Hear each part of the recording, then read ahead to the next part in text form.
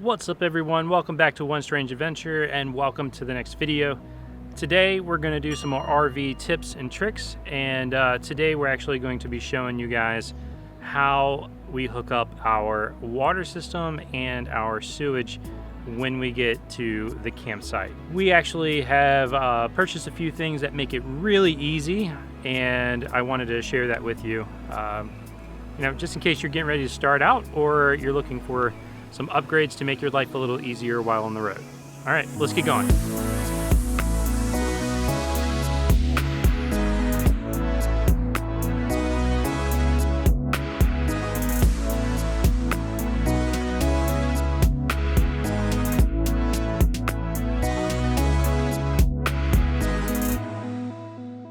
The first thing we're going to start off with is the water system. There's going to be a few things that we actually need, and I'll show you what I use. First of all, make sure you get yourself a pressure regulator. This is one that you cannot adjust, but it does just fine for us. There's also a little bit more expensive, but you can get the ones that actually adjust in case there's lower water pressure and you can turn it up. Get yourself a water filter. Again, this is an upgrade. Usually they have, most campers have like the little tube that just kind of hangs off the side. We wanted to upgrade because this one actually filters out a lot more stuff, so I'll link that one below. The other thing that I have is this 90-degree shutoff valve, and I'll show you exactly what I do with that, but this thing comes in very handy. And of course you're going to need a water hose, and the water hose we use is actually these 0G hoses because they are so easy to store and they don't kink up, so it's really nice. The other thing that I have are these quick connects. You see right here, look how easy that is. Done. That's going to save you a ton of time. So I have 2 quick connects, and that just saves a ton of time. I can get it hooked up very quickly. So I'm going to show you exactly what I do for the water. I'll hook that up, and then we'll talk about the sewage. The 90 that I was showing you guys, and I have the other side of that quick connect on there. That actually goes right here on my Nautilus system. So, and I leave that on there. I just took it off to show you guys. But that goes right here, and I actually will leave that on there. I don't ever take it off, and I leave it just like this. And then that way, when I turn the water on, I can actually slowly release this valve right here and let the pressure gradually go into my lines versus just it all rushing at once, taking a chance of busting a line. So I like to gradually just kind of let it go in there. Another trick is to make sure there's a faucet. Somebody is inside with a faucet open or something like that so that the air has somewhere to escape.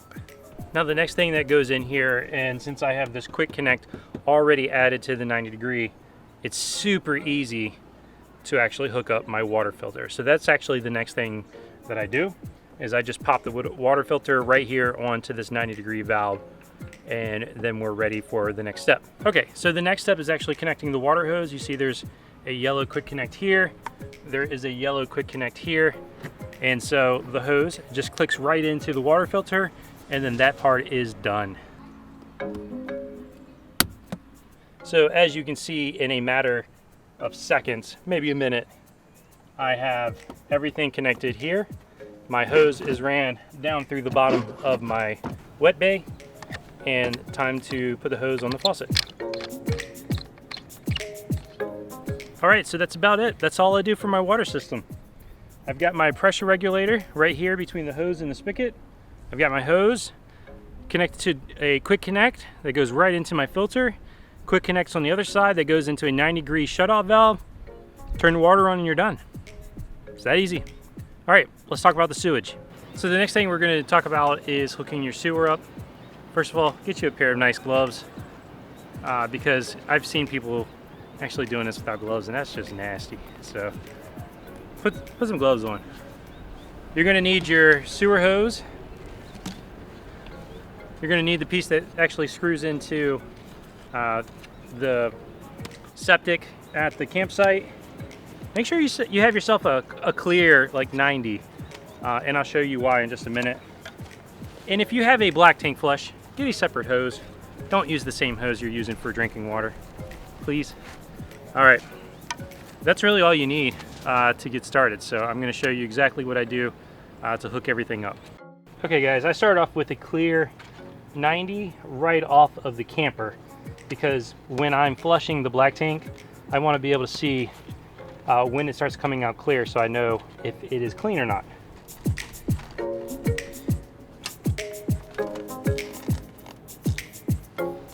After that, it's your hoses, and sorry for this awkward sequence of events.